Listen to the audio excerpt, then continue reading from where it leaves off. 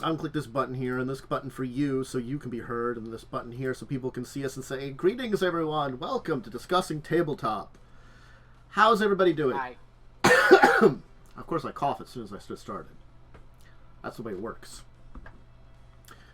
It's January 27th, 2024, which according to most theories would be one day after the 50th. I looked this up. The popular advice is that it was January 26, 1974 that D&D was technically first kind of out there. Again, there's some arguments around that entire time period, but we know by spring. But happy birthday, because this is kind of like the pseudo time for it, for 50th anniversary. We're a day off from it, you know? But we're there. Yeah. 50 years. We are right around that time period. Again, it's 50 years ago. Sometimes it's hard to get an exact date.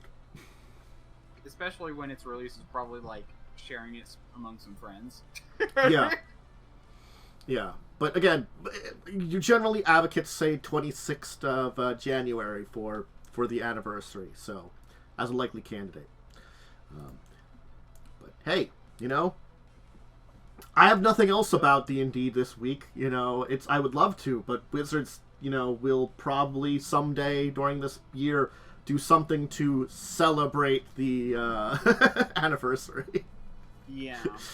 I'm surprised they didn't do anything for the 26th. I guess they might have a more official date that they consider.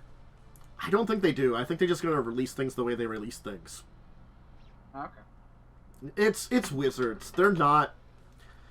I think they're going to treat the entire year kind of like the anniversary. I think that... Because that's what when they gave us the product lines that they're going to come out with this year, that's what it kind of felt like. They're like, it's the entire year. Woo! Anyway, we do have some topics to talk about. There's a bunch of little news, a couple of revisit stories, a couple of just interesting things I felt like, you know, are callbacks to previous stuff from other weeks, things like that. So, we can get started on that. That sounds like fun. Oh, actually, you know, I should really ask, how are you doing, Worm? Because, you know, the people of the world want to know. I'm alive, you know, for me. Yeah. Anyway, I'm doing good. I just thought that was just the way you said that was just kind of a little like, really? Hey, stop trying to maul my freaking wire there, Doggy. Yeah, I'm doing good. Probably gonna have shorter. You know, like I'm gonna probably cut a little back on streaming over the weekends. Basically, I'm gonna do half as long of a stream on Sunday. Try and get more other stuff done. One of the things is going to be organize my room. It's an absolute disaster. I'm going to want to buy maybe some bookshelves and stuff. I mean, I got to do that a bunch too. My room has been a disaster for the last couple of years since. Honestly, I moved most of my day I spend in my room if I'm not out doing errands. That's why I do a lot of errands for the family, because it's an excuse to get out of my room. I mean, I have a full-time job, so I have no problem with that anymore. You know, pandemic sent me here, and I have never left. I'm going to tell you that. That's what happened. Changed the dynamic of the household. And a lot of my stuff ended up back in my room, so... I just have it stored here in piles that are... It's not garbage, but it's not, like, anywhere... I don't have a storage place for it, so I got to figure out storage more. I've just never done it. Yeah, no. I'm, doing good. It's just, I'm finally kind of feeling caught up after being sick twice over the holidays. Oh, God. You know. Yeah. Working on week 2 of feeling kind of sick is just not... You know, I've now gone through 2 weeks of... And I'm better, but I'm still kind of not feeling good. So... It's weird how long things can linger, especially colds. I hate colds more than flu because they just linger forever. It's definitely true with me feeling that lingeringness. I really felt it when I was finishing up my talking about tabletop. You know, doing an hour-long topic this morning. I could really feel it then. It's a lot different than those, like, the Pathfinder topics, which are like, 15 minutes. Oh, I can take a 5-minute break, relax a little bit kind of thing. Yeah, but within a 6-week period, I had a cold, COVID, and a sinus infection. Jeez. In a 6-week period. So yeah. Anyway, well, I'm finally recovering from all of that. Hey, Getting caught up at work and starting to think about what I can do in the future instead of looking back and being like, oh gosh, I have so much to catch up on. I oftentimes know that feeling too, of like, oh hey, what do I have to catch up on? Fortunately, I've been pretty good in comparison to, like, a while ago. Like, I'm pretty caught up on, like, man, what was it that time I had, like, 1 billion videos to upload to YouTube and stuff and hadn't gotten those? That was pretty bad. But, anyway. Why don't we start with our first topic, which is, it's a Magic revisit. We've talked a little bit here about the new Ravnica set, but I really wanted to hit on, because we did get a full article a little bit more about this Clue meets Magic Ravnica Clue edition, which is weird because it's not quite Magic, but it's not quite Clue, but we don't know how it's played either. Because they're doing like the new set, you mean? With the new set, they're doing a weird product where it has particularly amount of cards. I'll put a link to this here, where they're talking about the cards in this product. Where you've got 8 20-card booster themed out of each of the guilds. So it's sort of like you're playing Magic, but you're also playing Clue, and I'm wondering how the actual game works, and they don't really tell us. Because they're saying that it's like, they're trying to merge the two of them, so you're kind of playing Magic while playing Clue. It's a Magic mini game where you could theoretically also just, like, scrap the cards and put them into normal decks. They're Magic cards, But I do often sometimes find it interesting when they do little things like this, experiments with new ways to play Magic while you're still playing Magic. Some of them have been very interesting. Arch Enemy, Plane Chase, some of the ones like that. Why have you climbed up there? I see you up there. Venture or Foggy? It's a Venture. Foggy's been hanging around doing stuff. But Foggy was like on stuff on the... I don't think I've mentioned Adventure it. Is living up to her name. Oh, she always does. I'm going to tell you here. Adventure has gotten stuck in a couple of places by running into places as we're closing things. She's gotten stuck in between the 2 doors leading outside. So that's a thing that she's done before. Okay. And for a couple hours, she got stuck in the fridge. There's not a lot of space in there. She ran in there when someone was closing it. She tried this on me, though. I caught her. She tried running into the dishwasher while I was cleaning it out. That could have been bad. I was cleaning out the clean dishes, and it would have been a while, and there wasn't like a lot to fill up dirty ones, so I wasn't going to run it anytime soon. But I noticed her doing that, and I was keeping an eye out after that. I'm like, ooh, because she got in the back, and I had to like crawl in there and grab her. She tries to get into things. Anyway. Yeah, no, honestly, is this like a separate set you can buy? It kind of is. You buy this box, which is Ravnica Clue Edition, and again, from what they say, you're playing Magic in a way that's also sort of playing Clue, which I'm curious as how that works, because it's supposed to be a multiplayer experience, and they haven't told us a lot how the mechanics of it play. We know we have a bunch of cards. We know that there are going to be 8 20-card booster themes around each of the guilds. But each of those boosters, there's 2 versions of it. So that's also a weird thing, is you might get... You might not get all the same cards as someone else that gets this. Which is also like a weird thing that I'm like, Okay, and do you have to... You can play it with the set in and of itself. You don't need to... Yes. Okay. Yeah. Because apparently, like, the little 20-card sets provide everything you need to play, which, again, mostly, like, the one thing you need to play is lands, and you got that.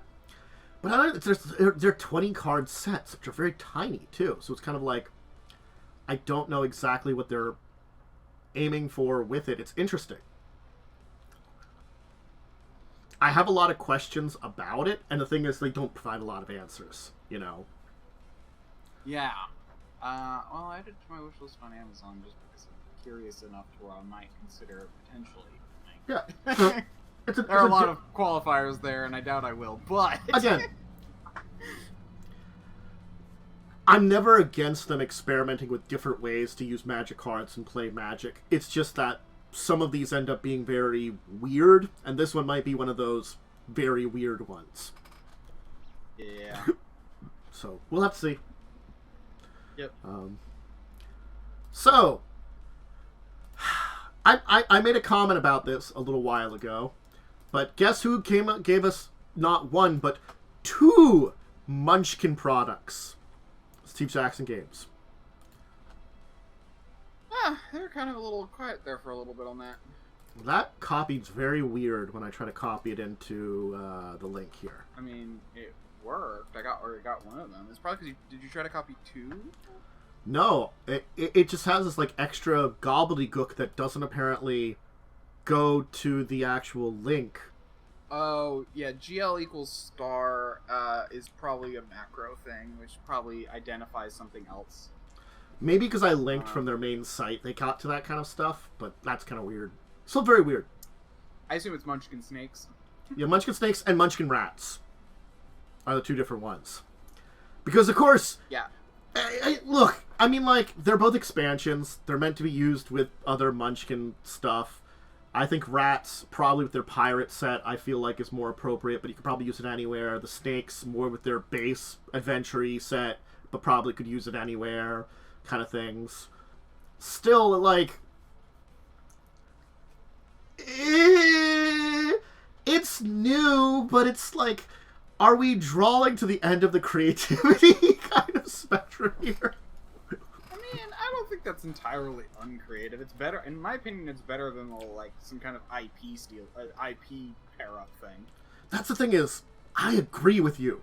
It's just, it's just so weird. I feel like Snakes and Rats that we're coming with. Both this month, right? Like they just both came out, Snakes and Rats. So, yeah. I mean, they're like mini sets, so it's 30 cards for $11. They're always feel like a little expensive, but if you're a big Munchkin fan and like these, that might be something cool to add to your stuff. They're not the worst priced things that you can get for tabletop. They're just never the best, I feel like, these mini sets. So I mean, it's Munchkin stuff. If you are interested, I guess we're still going to see more. I just don't know how much. Are we going to see more stuff like this? Little mini sets? Or, you know, more IPs? I don't know. Steve Jackson Games. They do their thing. But, anyway. Yeah. But if you're curious why it copied weird, basically, when you see a question mark in in a URL, because if you notice on the line it has a question mark before it goes off to like _GL or whatever that is. Basically, it's a query. It's often used to denote a query, meaning it basically has some kind of extension. What they use it for depends, but in programming, it's basically a way for the website, when you go to the website, for it to identify something in your URL and then send some other bit of information, whether that's like an ad or, you know, or maybe it recognizes what products you own or something, you know, or you've bought before, or if you have an account, maybe something related to that. Who knows? That's why that pasted weird, because there's a query in the URL. If you literally delete everything after the question mark, it works just fine. Okay. Cool. Programming. Anyway. Friendly neighborhood programming. It's a thing. Yep. So, strangely enough, Well, not strangely enough, because I know it's something that's there. It was interesting to hear that there is a bunch of stuff that's coming to PAX East. That we actually have a big chunk of tabletop stuff saying that they're going to exhibit stuff there. I mean, it's one of those things, is there always is a little bit of tabletop at PAX East. I've been there before. It has a pretty decent chunk. It's nowhere near as big as the video game stuff. But I'll link PAX East, and I'll link the Dicebreakers article that I found that talks... not Dicebreakers, Tabletop Gaming News. Article that talks about who's showing up. Because it's just talking about whose announcements have been made about it. So, that's who we kind of know is showing up. It's not a bad list of people so far, but again, it's like... It is interesting that we may be seeing more from the tabletop community than we have in previous years there, which is an interesting thing, because it's sort of like, I ended up just deciding I wasn't going to go this year because of a lot of situational things, you know. I was interested, but it would have been very difficult to go to East, you know. As much as... Just side story on that one, I drive up there, because I can drive to Boston pretty easily. It's not too long. It's like a 5-6 hour drive, depending on traffic. But I would rather have someone come with me. The two main people that would come with me can't because of various circumstances this year. So, which is Blaze and Joe. So, Joe's just been having, you know, like, new house financial stuff, and Blaze just switched jobs pretty recently, so... really leaves both of them out of that entire situation. And I really don't have anybody else local to ask to kind of come with me very easily. Maybe I'll... Yeah. Well, maybe I'll join you for PAX Unplugged. PAX Unplugged's a good one. I did reserve that time as vacation time. If I get a lot more people to come to PAX Unplugged, it'd be wonderful. PAX Unplugged is a fun time, especially with people visiting. I'm not gonna lie. But yeah. Makes it a lot. But I mean, PAX East though, I'd rather just go to PAX West because it's pretty much the same thing. I know. Less distance traveled. Oh yeah, no, I understand that. Sometime I'll have to go to PAX West. Sometime. So again, there's always been some stuff there, but you know, we're getting some interesting tabletop stuff there. So if you're interested in it, you can check it out. It's, you know, a lot more video game stuff too. I enjoyed my time when I visited it, but certainly speaking, in comparison to PAX Unplugged, it's like half a day of like tabletop related stuff that I do, and then I'm like, well, I have an entire weekend, I'll go check out some video game stuff. Yeah, as weird as it sounds, like, I'm not that interested in conventions that do video game stuff, because for the most part, I just hear about all the video game stuff. I don't need to go to a convention to see it all. I mean, I think I do find it fun still to try out little demos of like indie games and stuff like that, because there was a lot of those when I went, you know. To be fair, yeah, trying out like demos of indie games are fine. I remember, I know there are some, but at the same time, like, I'll generally hear if they're good and look into them. So it's like, yeah, it's not needed. Like tabletop is different because you can actually go there and experience tabletop games. Yeah. Which are a lot more, like, you need other people. Generally, you can try them online very easily. So that actually sounds interesting to me. I think that's the other thing is, like, PAX East was nice because I was there with a bunch of people. Like, I got to see Liz, who, you know, lives up in Boston a couple of times, which was nice to hang out with them.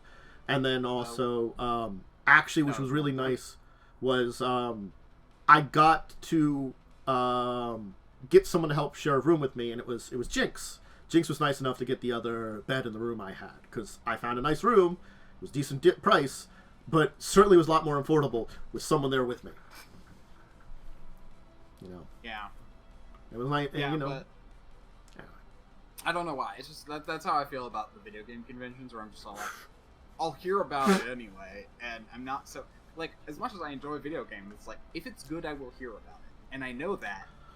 But like, board games are like, they're much more subjective. They're a lot more like, you know, there's never just like good ones. They're very much, you hear like grassroots in terms of like how you hear about it. Oh, yeah. So it's like less. Well, So I don't know. I think the thing is like it's a lot less of a big board game place, but I feel like PAX East does a good job of kind of splitting a lot of hairs when it comes to nerd culture. You know, yes, video games are going to be bigger, but it's got enough tabletop there to make me feel like it's worthy for me as a tabletop content creator to go there. Yeah, but anyway, I just don't feel like it's worth me to fly out east for. I can really understand that, honestly. So we have a board game adaptation of a MMO to talk about. It's the Dragon's 4th edition? Sorry, I just had to make that was really good there. I'm not gonna lie, that was perfectly timed and very good. That was a good one. But it's Eve Online, and it's Eve War for the New Eden. I know very little about Eve other than it is an MMO. Same. And it's spacey. Yeah. I know it's kind of. I mean, it's gotta. I don't want to speak because I'm actually online. So the game is attempting to blend a lot of the factors of Eve. Yeah. But the thing is, like, it's a space starship MMO. I know that much about it. There's actually it. a thing called Overview. That's not helpful then. Mm-hmm. And I can say, like, okay, it's funded too. So this is a funded Kickstarter right now. 24 days to go. It was only aiming for about. Okay, I think it's. What the fuck is that? Is that converted from money symbol? Yeah. Anyway, it's got its pledge. Yeah. Okay. My brain. Okay, I didn't want to talk out my ass, but yeah. Okay. So I do know now.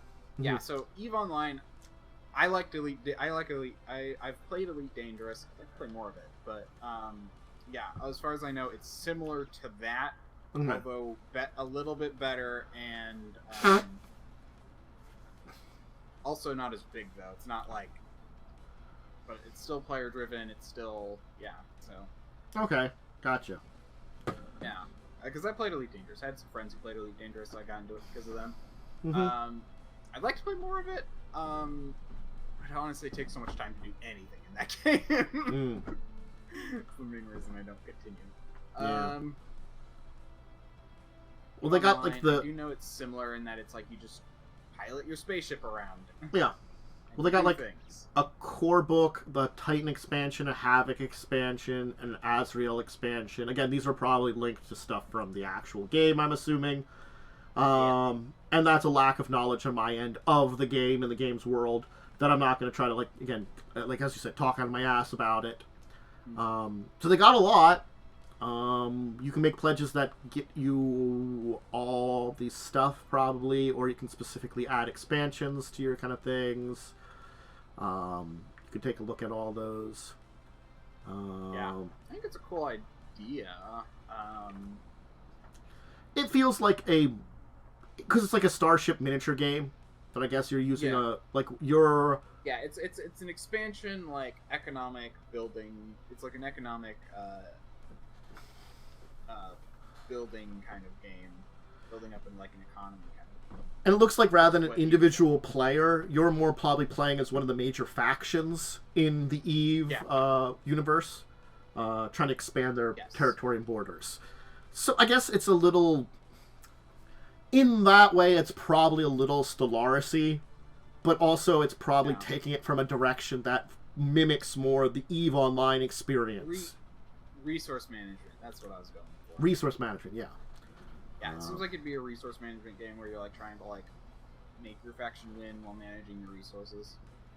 And probably all the expansions add different levels of play, different things you can use, all that kind of stuff that most of the time they do. Probably, again, related to stuff from Eve.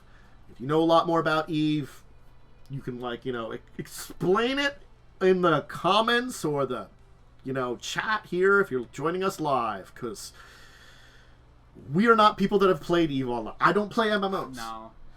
You know. I don't. I've tried to get into MMOs before. The problem is that I don't have friends. So. I have friends that I play with online, but I usually play smaller games with them online. That you know, it's like it takes a certain type of friend to play an MMO. That's more what it is. I don't have those types of friends. And oftentimes you also deal with a lot more random people. Like, I try to limit my random people. If I'm competing with random people online in a game, that's one thing. If I have to cooperate, it ends up usually being kind of bad. I play Rainbow Six Siege. We try to have full teams of people when we play Rainbow Six Siege. Because randos work out, sort of. I'm pretty sure randos in most of those games are just armies of pigeons that people hire to peck on keyboards randomly. You're not wrong. That's the thing I can say about it. You're not wrong. Anyway, so let's talk about a RPG that is basically totally not Scooby-Doo, but if you look at it, it's totally Scooby-Doo. It's legally distinct. It's legally distinct Scooby-Doo. I think they have an owl rather than a dog. I think. At least for the mystery business. But it is basically the Scooby-Doo formula, or I guess the Hanna-Barbera formula, because that would have been a lot. Because Hanna-Barbera did a lot of like Scooby-Doo clones, technically, where it was, you know, group of plucky people solving a mystery, sometimes with an animal mascot, sometimes with some other kind of anthropomorphic weird thing. I've heard of a lot more of them than I've actually seen. Like, I did see a few of these on Boomerang. Thanks, Boomerang, the Cartoon Network spinoff where you've played classic Hanna-Barbera cartoons for a while. I learned about some of you. Because this is before... I'm old. This is before my age. 30 seconds and I'll be able to tell you more about this. Okay. But, it's a D100 dice system. Difficulties listed on sheet. There's no real combat. It's basically you're not fighting the monster. You're putting traps together to catch it, you know. And it is 3 to 6 players. Yeah. Yep. Okay, you got a number of stats like brawn, nimbleness, stamina, driving, technology, luck, fear, observation, education, cunning, chase, hide, trap making, persuasion, menace, and deceit. The book is about 74 pages. Okay. Yep. It's about... I decided to buy it. Okay. That's why I'm just like, I don't mind supporting someone who's doing a thing. Yeah. Seemed neat. Maybe we'll play it someday. I'd love to do like streams where I just play random stuff like this. There are like, oh man. Side note: I will always remember the wonderful, wonderful time that who ran it? Was it Tiv ran Crash Pandas, which was racing raccoons. It was a 1-session thing. And it was very, very fun. It's a 1-session adventure kind of game. So those are very good games, those 1-session ones. So I cannot, you know, bust them if you find one and want to do one like this. So yeah. You're solving a mystery, exposing a fake monster, / Nestorius scheme, etc., etc. It's that kind of like wacky mystery, kind of spooky gameplay. It'd be fun. Yeah. Okay, so apparently, like, the monsters have, you assign them, like, ratings, so it's like the capture rating, the notice rating, and like, so, like, there's chase stuff, and, yeah. Also, there's not much about the characters in the portrait, it's just more of a, they do use the characters consistently in the art, but it doesn't say anything about them as far as I can tell. But yeah, it does appear like the owl instead of the dog. Yeah. Okay. No, seems kind of neat. Yeah, seems fun. Not gonna lie. Settings, some stuff about settings, examples. Yeah, seems fun. Seems like a fun little thing for people who want to basically play Scooby-Doo like adventures. Yeah. But also with your own unique characters instead of necessarily the. I'm actually curious. Is there a thing for having like a companion? Probably. They show an owl in some of the artwork and stuff. I know. So I'm guessing you have like a plucky animal companion that may or may not speak, or speak in a way that only you can understand. But we. Oh no, it's just a character. Yeah. So one of the characters just playing the owl or whatever. You can play the owl. The plucky animal sidekick. Yep. So. Plucky animal or unusual being is what they call it. As you may remember, Evil Genius Games got into a lawsuit with Netflix because of Rebel Moon, the show which has been reported by Momo to be not good. I don't know if Momo talked about it on this show, but Momo's talked to us about it, that Rebel Moon was not a good thing. Turns out, Zack Snyder, when he just, I'll do it myself, didn't do anything particularly great. Wasn't super terrible, just wasn't good. Anyway, if you remember, apparently Evil Jesus got in some kind of weird trouble because Netflix basically accused them of breaking confidentiality when they, weren't talking to them. That. Apparently they've settled. They've, that's to be expected. Both parties have buried the litigious hatchet, they say. So I feel like Generally, they settled in a way that they don't really say, but yeah. Well, that's probably why they settled. They probably were able to come to an agreement, and settling is better because you don't have to make things public if you settle. If you actually go to court, then things have to be made public, I'm pretty sure. I feel like, the statement says here, the parties were pleased and able to reach an amicably resolve this dispute. Netflix thanks Evil Genius for their hard work and professionalism. I feel like Netflix was losing. Well, I think what would have happened is Netflix felt they would have lost, so they basically just paid up what they needed to make things. Yeah, agree. Because Netflix basically said, you broke the agreement, and I remember this one. Evil Genius was like, yeah, we sent stuff to you. You never responded, so we assumed it was okay. In a matter. We went through our basic information we had. Yeah, and there was legal precedent for if you don't get an okay back, it's assumed to be fine. There's a thing. There had been an earlier agreement on something similar to that, so they assumed it would work the same way, kind of thing too. When they didn't respond back. Without a response, and then they were like, "Oh, you broke our agreement," and then there's an already set precedent, which in law is very important. Yeah. If you set a precedent, then... This is the interesting thing I see. We will not be releasing the Rebel Moon game. But stay tuned for amazing cinematic adventures and upcoming sci-fi project. I think they're going to take the Rebel Moon name out and they're going to make it themselves. Yeah. I like that. That's good. They honestly could have... probably good not to be tied in with that terrible movie. They could have been working on that since this entire thing happened, Yeah. But apparently, if you had pre-ordered, there'll be refunds in the next 7 to 10 days for that. But hey. Probably at Netflix's expense. Oh, probably. Just reading on it, it just was like, Jesus. No, I remember the first time this came out, Netflix was clearly being incompetent. Yeah.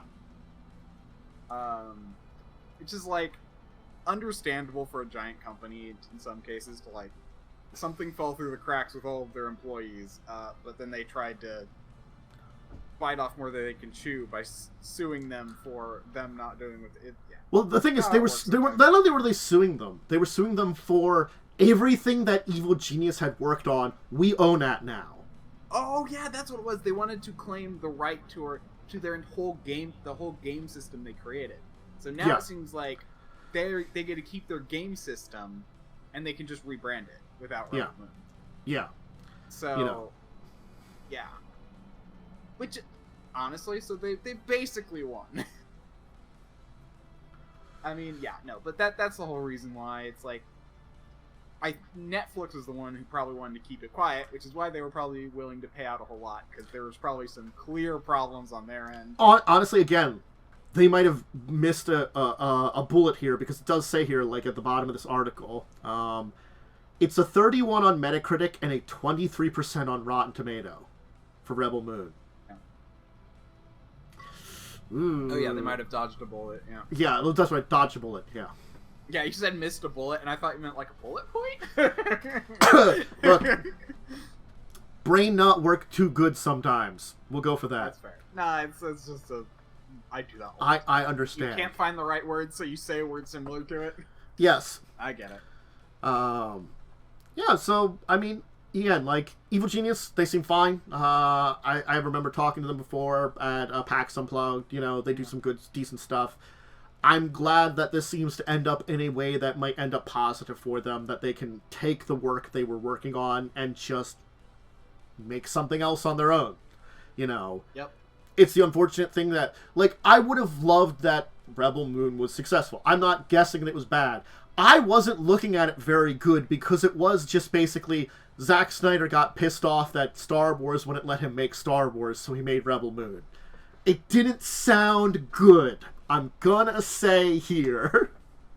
Yeah, I'll be honest. I mean, maybe if they put more effort into making the movie instead of trying to sue people who didn't deserve to be sued, then maybe it would have turned out better. Look, I'm also going to say, like, I always believe that Zack Snyder is an okay director, but they put him really high up on signs of things. I didn't like anything he did for superheroes. So, cough, cough, Snyderverse, cough, cough, DC died, cough, cough. Oh, yeah. Oh, he's the one who did Batman vs. Superman. And the original, like, Superman Return, the whatever the Superman he did, Man of Steel, and set the tone for the entire DC cinematic universe, and it was a bad tone, you know. He did Justice League, and then did Zack Snyder's Justice League, which is also an issue. Okay. That's why he got... Oh, he did Legend of the Guardians! I actually like that one. Well, I'm not saying he hasn't done good movies before. I just think his superhero stuff was not really great. Yeah, I mean, he also did 300. Okay, yeah, so he's... So, like, it's like... Watchmen. Was the movie good? I feel like the movie was okay. Watchmen was fine. I think it was an okay. Yeah.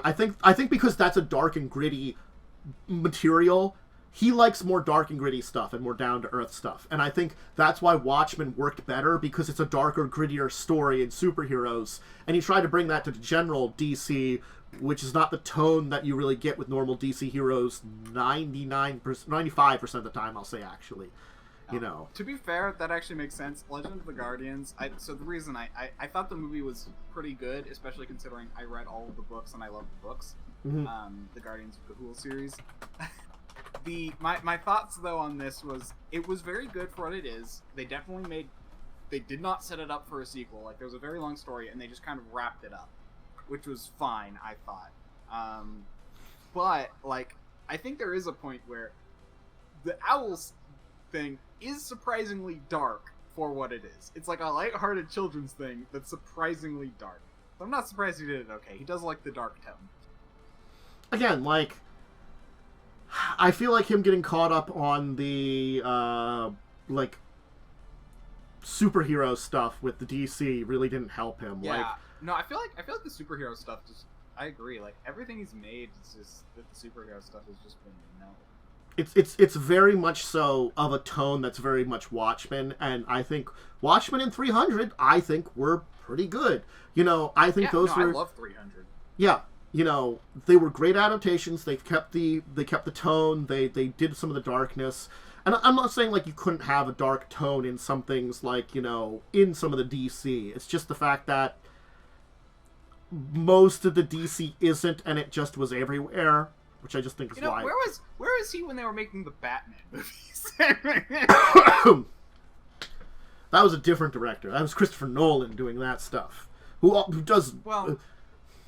who has his own things. Christopher Nolan's another director that I'm like... You can do good, but there's sometimes you just don't. I'm not gonna lie. And I think that's what I can say without Zack Snyder. You can do good. There's just been certain things you should not have been walking into. Well, no. Like the newer Batmans, the ones that have been with this like universe that they've been trying to do. Because the Dark Knight ones were not. Were not part of like the new universe. They did their own stuff for the new ones. Yeah. Yeah. He's got like this. I think I heard decent things about this Army of Dead from 3 years ago now. So I mean that was a fine thing he did, So whatever. Anyway, that was a movie. Anyway, let's. I don't care enough. Let's move on. Yeah. All right. Let me put this here. So there's an interesting thing about where D&D is going with their VTT, apparently. They might also be doing some virtual reality stuff, it sounds like. Or they're doing a virtual reality game. So, it's interesting idea that we're getting... they're doing the VTT, but now they're experimenting with virtual reality stuff now, too. VR is still kind of very niche, so I'm not sure. Like, it's an interesting niche. It might be fun depending on what they put up together. It's just not super popular because it's a lot of extra equipment to buy for what is a not very lucrative market yet. Yeah. There aren't a lot of big companies making, like, AAA games with VR yet. I mean, there are some, but they're all very experimental. Yeah. I mean, VR gaming remains a cost-prohibitive hobby. It literally says in the thing. Yeah. Because it costs so much to get into. It's hard to. There's not a very big market, meaning you don't make a lot of money making them. So yeah, it's a whole thing. So Resolution Games, I don't know a lot about as a VR company. I'm looking into it now. They have the D&D license for them. Let's see their virtual reality games. Are you going to let me click on anything on your website? Sort of? Okay, so yeah.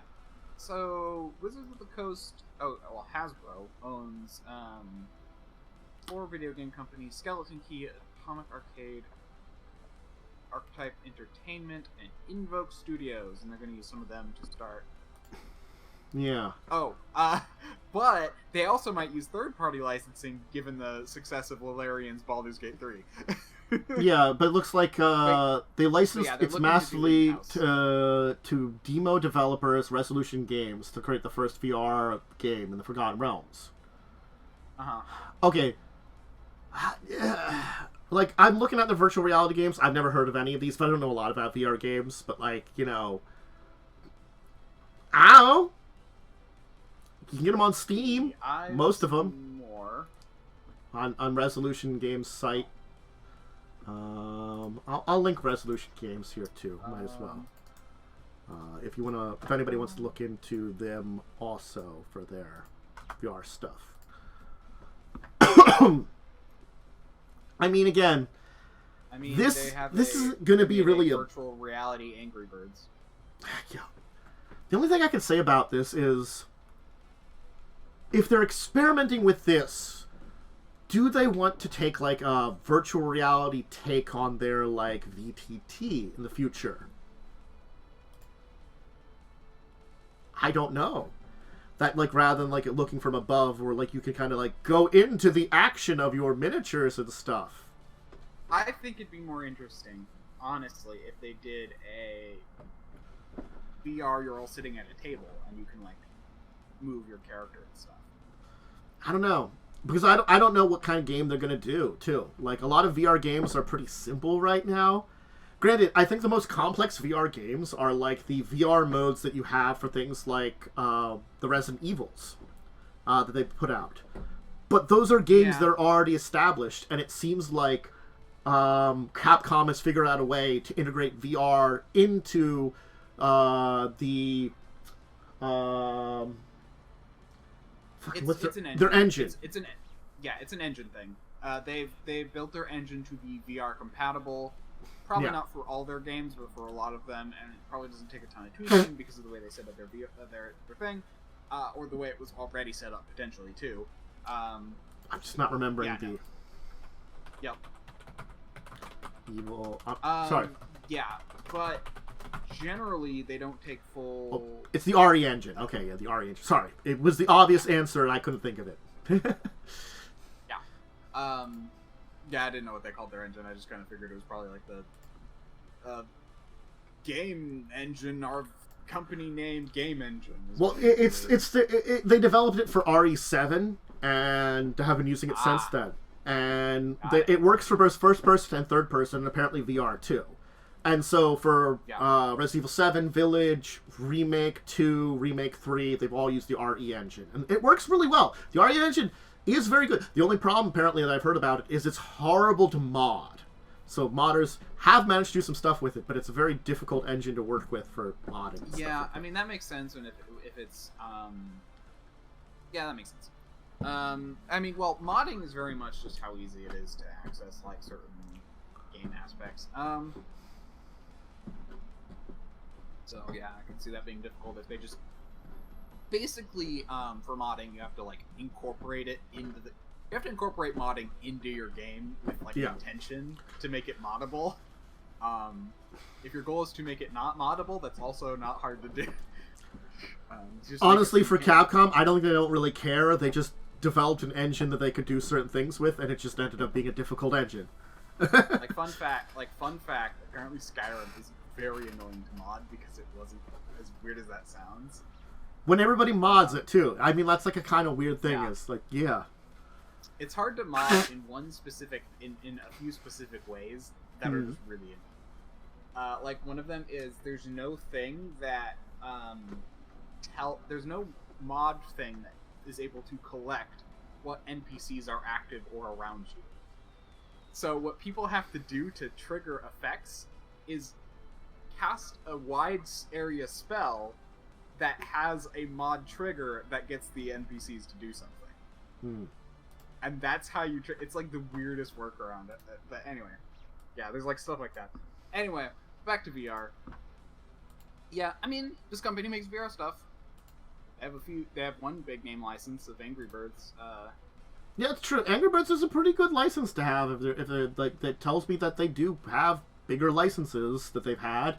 Yeah. But again, like,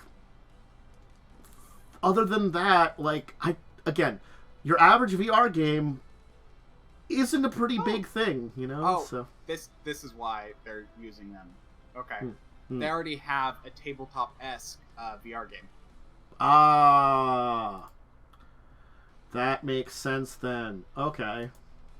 Yeah.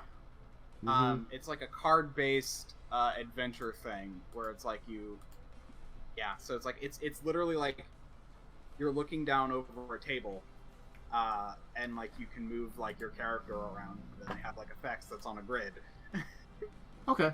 So yeah, no, I would if this has been successful, I would totally hire this company to make a game. Actually, yeah, no, it's 9 out of 10, 8 out of 10, 9 out of 10, 83 on Metacritic. Yeah. So people seem to enjoy it, but again, like, yeah, it's the VR audience, and as much as like I'm like, okay, they like to enjoy it, it's like the VR audience isn't that big either necessarily. That's the big issue with VR right now. It's just it costs a lot of money to get into the hobby. There's enough to make it profitable now, but not enough to make it lucrative, which is why a lot of big companies are staying. So, well, we do have a few more topics to handle, so we'll kind of move on from D&D and their experiments with VR to talk about something that I saw that I found very interesting, which I guess Avalon Hill still is under Hasbro, technically, but I linked through. I'm putting out the Twitter link now. I did find a Dicebreakers article, but this is the Twitter link originally. We're getting a card game that's in the kind of Betrayal kind of universe / way of doing things, which I'm curious how it's going to work, because Betrayal in the House of the Hill is a tile laying game, but oh my gosh, in the Twitter comments of the thing you posted. It's just like one of them is just like, is any of the art AI generated? Oh god, it's the second one down. I see that here. Yeah. Okay, so my entire thing is, I'm going to compare it to something else. Arkham Horror. Arkham Horror is very much so a tile board / game, kind of like that. But there's the dice / card game, Elder Sign, which is basically a version of Arkham Horror that's a dice card game. So it could work for Betrayal. That works for capturing a lot of what is in that. So I don't think it can necessarily there. Betrayal Deck of Lost Souls, though.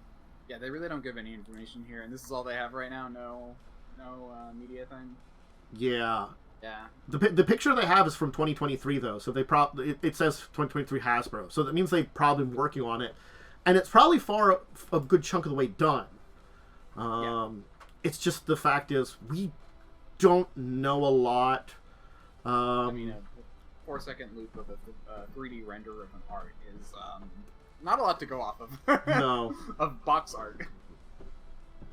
4-second video of a 3D render of box art.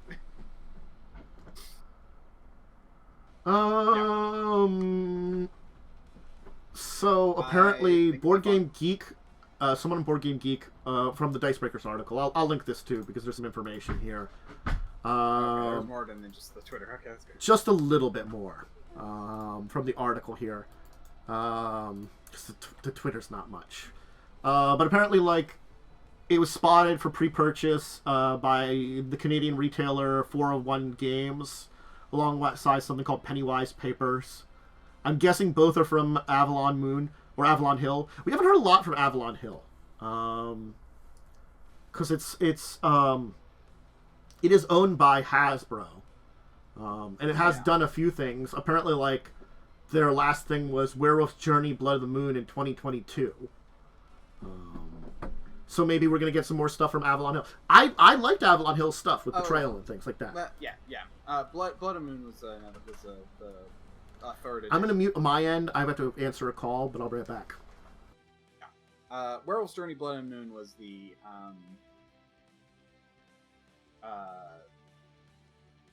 was Betrayal for you. I mean, pretty much all, as far as I'm aware, the only things after the company, Avalon Hill. Yeah, the only things Avalon Hill, if I'm they've released very few things other than Betrayal, if I remember correctly. Let me go to their website.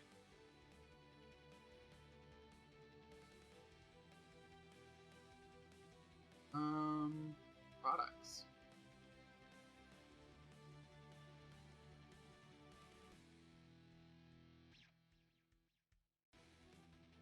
Okay. Wait. Hold on. When was this released?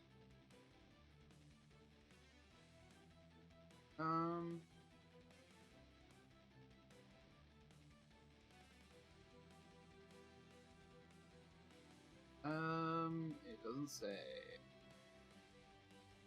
Copyright somewhere? Page marker? 3 months.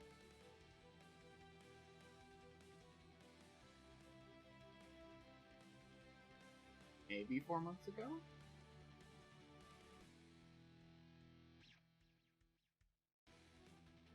Okay.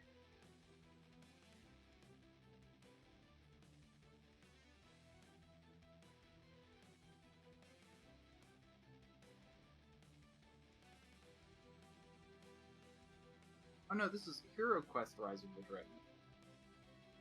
I don't know. There's Blood and Moon, yeah. So that's the last Betrayal thing. They have worked on other things. And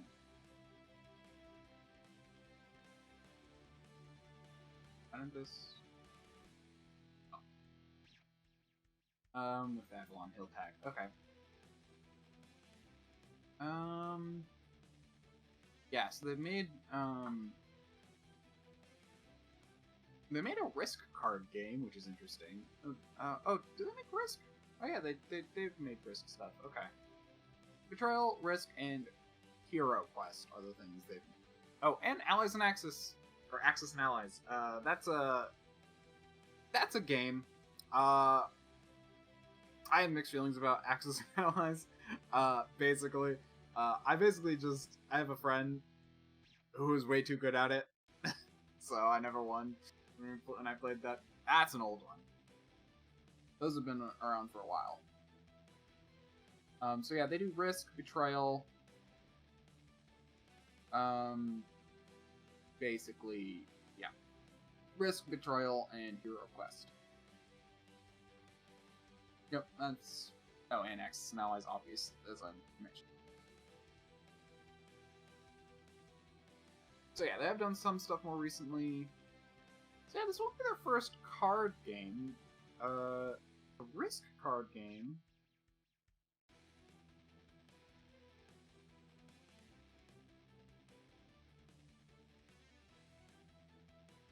Sort, filter, product type, brands, age, sort by newest. There we go. Ah, okay. Oh, they do have one Betrayal thing that's after that. Yeah, so the most recent, like, edition of Betrayal was the clone. So that's what they were talking about. But as far as, like, newest, they did have, like, a Betrayal expansion?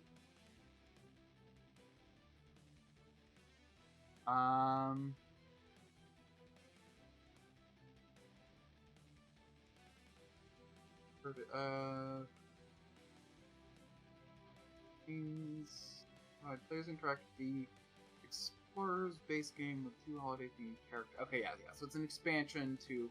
So they actually did release an expansion to that. Again, it doesn't say when. Probably a few months ago, given by the most recent, like...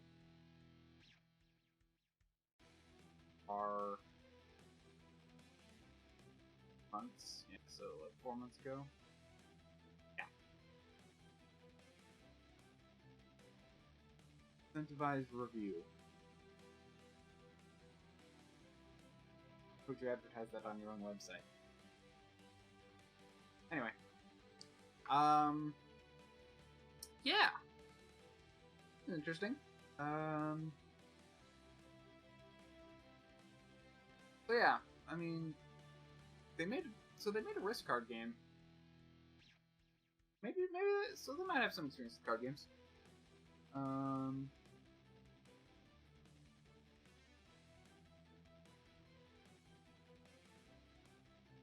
Let's see. Anything?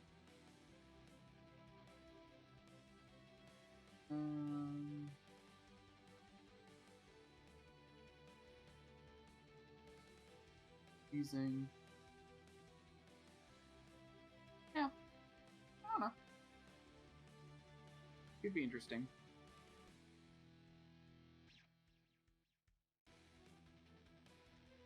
So it's basically just Risk but shorter. Well, also with cards.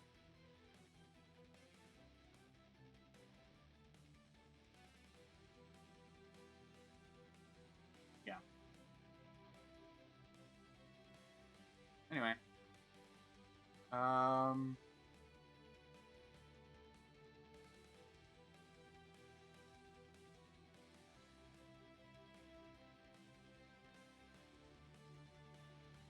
Let's see.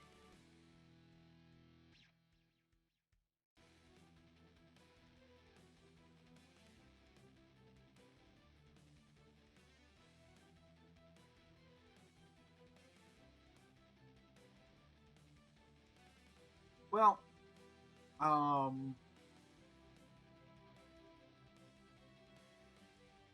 yeah.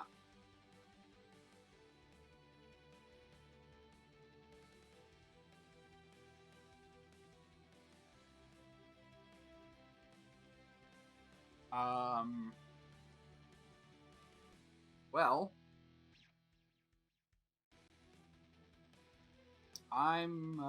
let's see.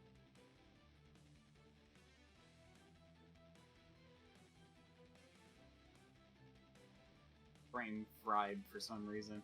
Okay. Yeah. You can't believe the thing with the least to talk about. Oh. Yay, the next thing. Okay. Archetype, Acton Cthulhu. It was fun.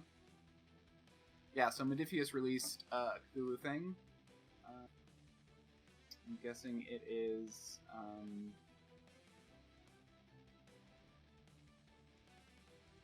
different? Acton Cthulhu, unexplored, filled in blank spaces on the map. RPG?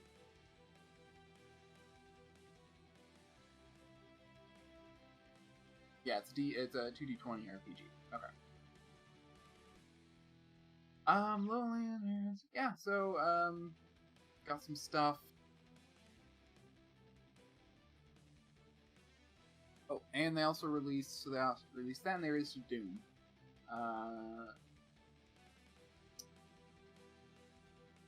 The end of 10,000 Years of Empire. Okay. Yeah. Oh, that could have been much longer. I'm glad you posted something else because I ran out of things to talk about with that very short. Look, thing. I'm not gonna lie. I really didn't expect my sister from France to call, who's living in France, to call. You know, it is like a time distance, and I'm technically the only one that can answer a call. So it's like crap, because my dad's busy. He's doing some band stuff, and my mom's actually was just getting home. But yeah, no. Yep. I love her a lot. She's an older sister from a previous marriage my dad had, so half sister. But she talks. And if I'm not careful, it could talk on forever. I enjoy speaking with her. But sometimes I would like to speak about Acton Cthulhu and a Dune thing. So, it's new books from Modiphius. I don't know if you said it. What did you say about this? What did you give us already? Oh, well, I really only just started looking over it. So I didn't really... Although I do want to say, I did discover that apparently that wasn't the most recent. The Werewolf's Journey Blood on the Moon was not the most recent thing. Oh, they did something else. Yeah, there's an expansion to it that was released 3 months ago. Okay. I mean, again, it's still not a lot of stuff we're hearing from Avalon Hill overall. It's relatively quiet. Yeah. So, anyway. Dune Fall of the Imperium, I know, is a book they're putting out because it's supposed to go along with the new Dune movie. That's actually one of the reasons they're putting it out now, you know. Got it. So that's that one. And then the Acton Cthulhu Unexplored, I guess, is... Yeah, it's a DC-20 Cthulhu book. Is this related to... Well, Acton Cthulhu is an RPG that's been out for a while. I think we've talked about it before a little bit here and there. Yeah, yeah.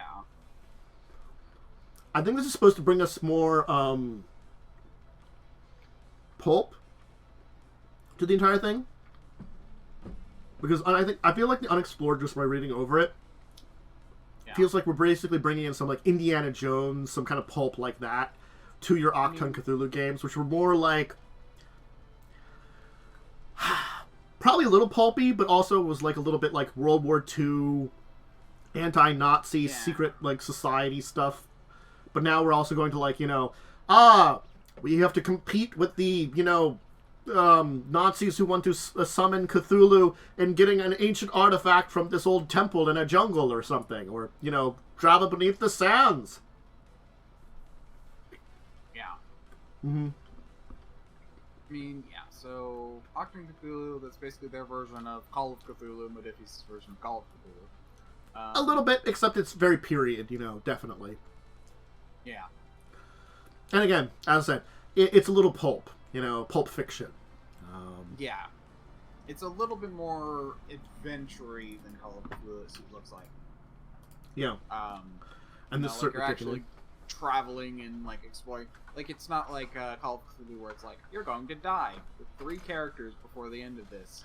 And I always liked it. It's like you're part of a secret group fighting, you know, like the secret group of Nazis going after like Cthulhuian artifacts or like Elder God artifacts, trying to stop them from summoning like things to win the war or stuff. So it's like it's very much so like anything that does that kind of like period. There's plenty of media that's done that kind of stuff. So it's, yeah, very Indiana Jones. Very Eldritch horror light.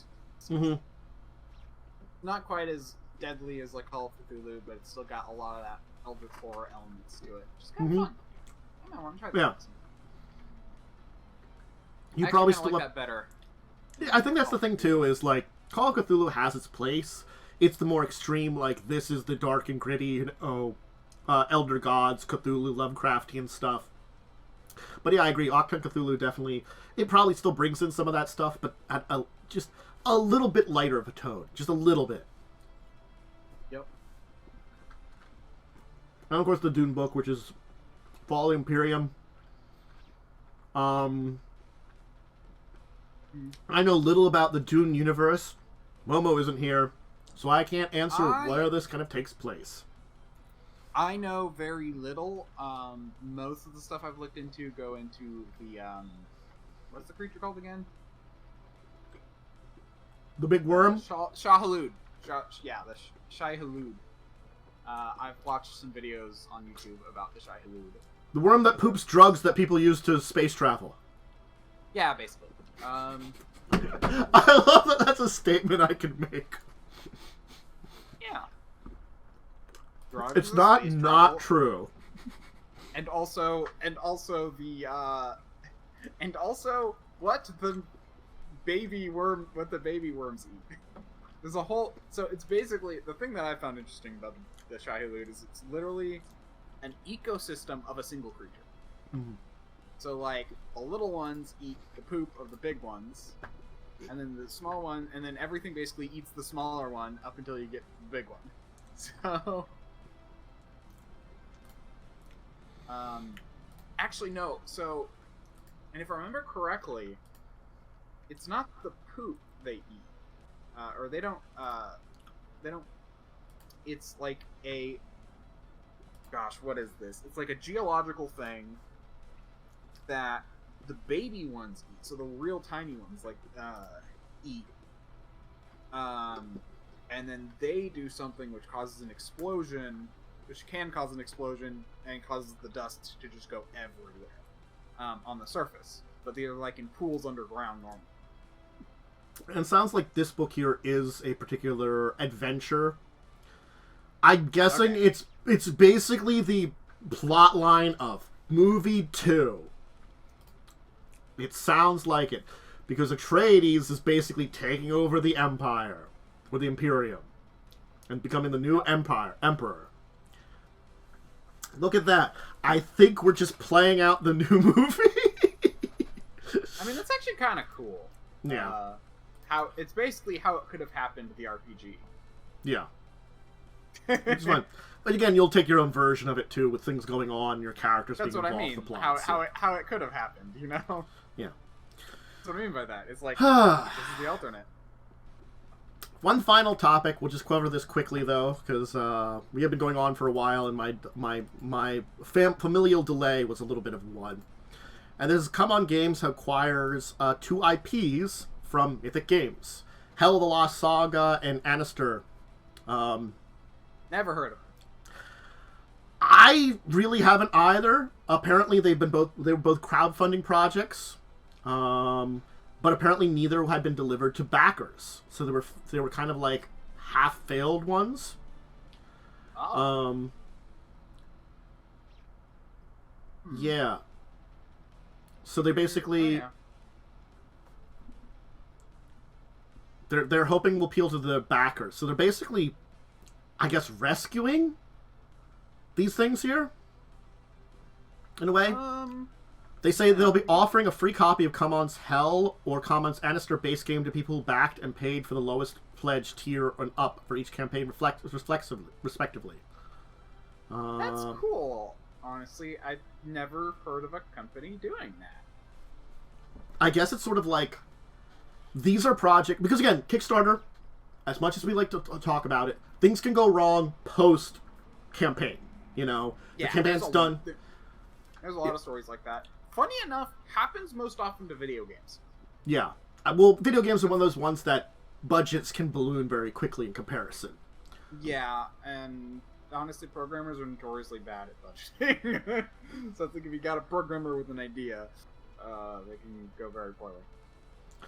I mean, it's still like you're still maybe not getting as much as you backed for because they're only doing the base game for anybody that pledged the base game or higher. Unfortunately, better than nothing. It's better than nothing. You're still getting something out of it. So if you backed either of these games that, unfortunately came to fruition campaign-wise but failed afterwards for I don't know what reason. Honestly, because it sounds like something went wrong with Mythic Games.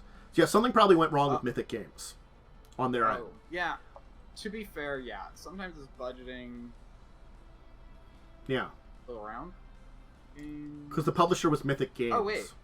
Oh, Mythic Games made... Oh, the Darkest Dungeon board game. Okay, so they actually made successful things. But this could have been something related to, of course, honestly, last couple of years, pandemic related. Yeah. Something could have gone wrong because of that, honestly. Yeah, okay. So they made some successful things. Yeah, but that makes sense. Yeah. So they... Could have been something else too, probably, honestly, but... Yeah. It's interesting that Cmon's getting the IPs, but I do think that them at least delivering the basics to the people that pledged originally is really good. That's a good thing. It's a nice thing to hear about in the tabletop world. Not gonna lie. So, good work, Cmon. Shall we talk about our week in gaming? Because honestly speaking,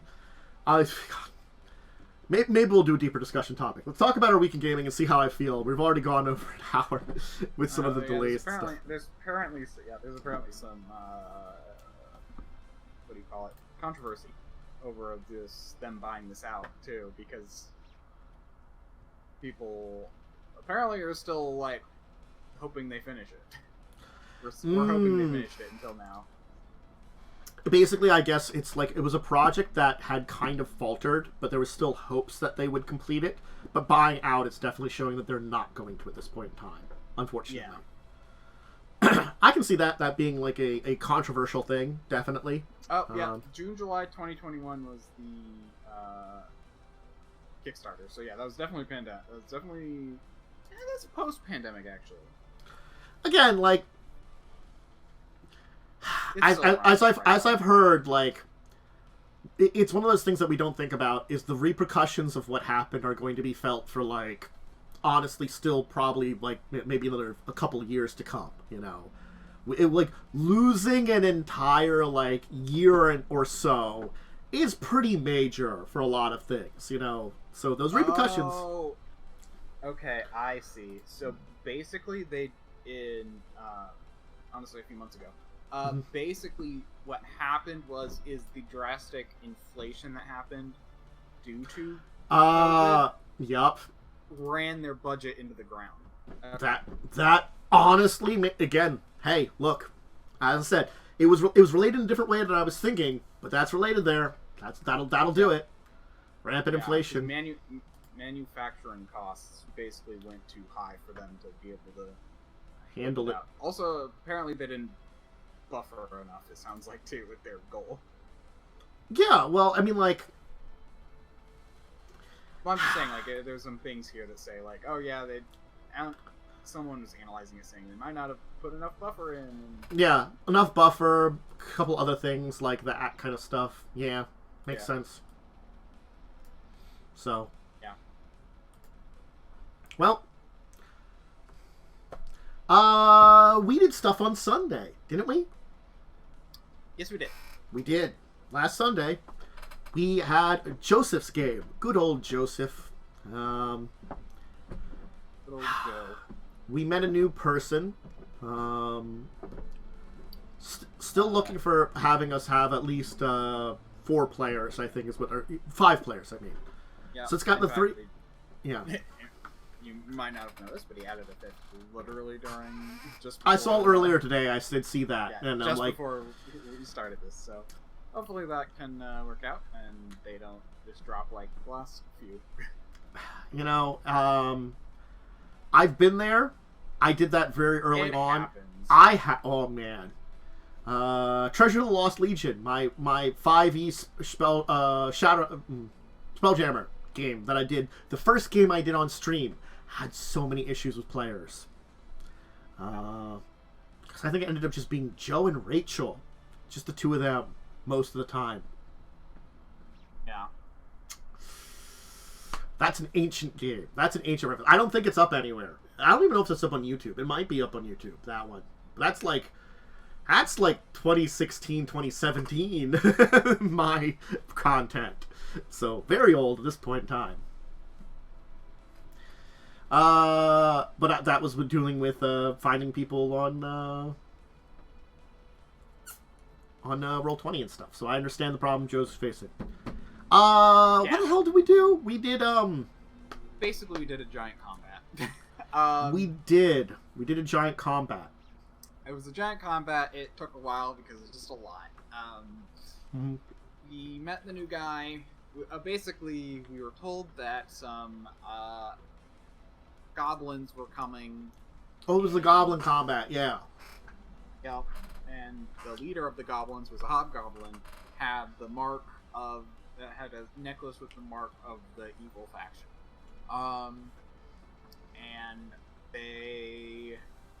So we were sent out. We tried to negotiate, and then they attacked us, and then we fought. I tried my hardest to negotiate. They wouldn't listen.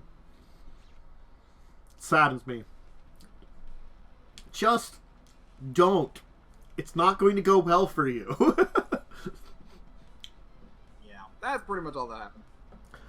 And I think I said then, like, you know, this could be a distraction. We should go check up on the town. Oh yeah, at the very end, it was like, this could be a distraction. Perhaps we should go back. Mm-hmm.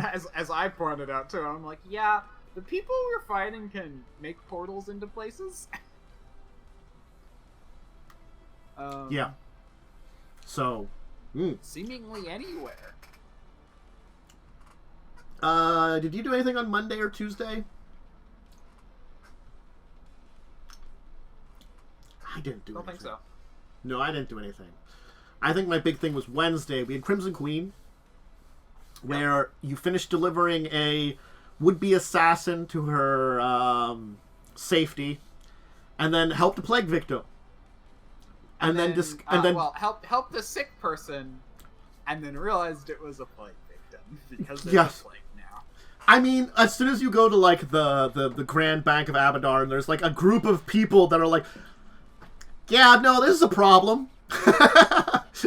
The group of people asking for help that are getting sent away. Man, it's almost as if it sprung up. Oh, well, it took a few days, but that's very fast for a pandemic. Honestly speaking, with 1 day incubation, it's not that long. Yes, it is. Because you gotta, It's pretty quick that you start suffering pretty heavily from this disease. It's pretty fast acting. As I say, like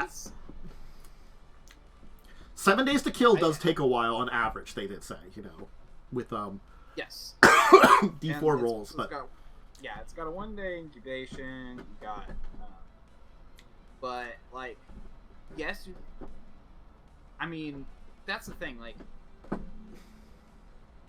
it'll hit hard, but generally it won't hit a big city like that. Actually, with a 1 day incubation period, probably shouldn't actually have that many victims that quickly in like 3 days.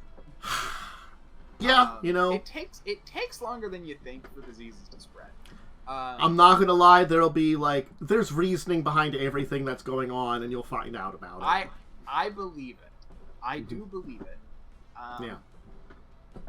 There's also the option of it's just extra virulent, which is also possible, that like 80% of the people who come in contact with it get the disease. You know, like that kind of thing. The DC is pretty up there, like, for your average commoner not to get it, I'm going to say. That's why what is the DC check? I'm curious. It's either 15 or 16. Okay, and a commoner basically has a +1. Yes. Maybe. +1, maybe. Yeah. Yeah. So yeah, that lady it's like a 75% chance. Yeah, that lady who'd been watching after her kid and hadn't caught it was just like, Jesus. Yeah. It's about a 75% chance of getting it. Yeah, that's actually pretty high virulence, so yeah, it could spread very quickly. Although, how often do you really make contact with people? I guess you can make contact with the surface that someone else then immediately makes contact with. Again, there's a lot of circumstances can go wrong. I know the circumstance that happens, but there is a lot more that could actually like happen in the entire thing. That could have been different than the way that they present it in the book. I figured that I was thinking about that too, in case like I needed to adapt anything. Because again, like the entire thing here is the rest of the chapter is all about you trying to help out prevent the plague from being as bad as it could be.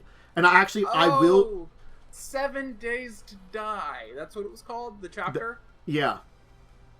That makes more sense. I thought it was like, or 7 Days of Hell or something like that. Yeah, 7 Days to Die is the entire name of this chapter. It's the plague that kills on average in 7 days. That makes more sense. I thought it was going to be like 7 days where just a bunch of stuff happens every single day. But that doesn't mean it's going to be that crazy then. I did actually play it out that some crazy stuff happened over the course of 7 days, though also in the entire thing, but it was sort of like, you know, it's both those things. But yeah, no. Double play on words. That was a double play on words. I was doing, you know, a little bit more. There is an actual, like, plague loss tracker that I will have that, it could make differences in further chapters depending on how many people die, actually, and have an effect on it. Oh. Okay. For when certain things come up along the way of it, you know, like, if you save more people, like, you know, because, again, you're getting to higher levels. You're going to become known characters. The more, like, if you did a lot and did very well in saving a lot of people, if something comes up that you have to take one side, you might be able to get more support than if you were very unsuccessful in saving a lot of people. I mean, that's the question, though. How much experience is a commoner worth? And do you get the experience if you spread the disease to them? No, you don't. Because the disease is killing them, not you. Ha ha ha ha. I get the experience points and can use it to level up random commoners who come for revenge. I took 10 levels of fighter just to murder you all. What, you're all 7th level? Anyway. Revenge! I did have a game on Thursday, too. Momo's been running a higher level 5e campaign. It's the second session of it. It was interesting. It was very combat-y, and also, like, here's the thing. I'm now in 2 games that are dealing with weird outer, like, planar stuff now. Because Joe's game's doing planar stuff. And we're kind of in, like, a parallel shadow plane, and we fought this, like, shadow creatures and stuff like that, and, you know, it was weird. It's interesting to play a higher level character, but I'm playing a cleric, and honestly speaking, it's also interesting to see that, I think we're like 10th level, or a little around there, 9th level or something. I'm gonna be honest. It's very easy to not build a character that can do a lot in 5e for a cleric. I can do some things, but it's sort of like, it just feels not the same as that. I think I could take all attack spells, probably, but that's just so kind of boring. I don't know. It's weird. It has been interesting to try out more mid-level D&D stuff, just to experiment with that. A little bit more. So.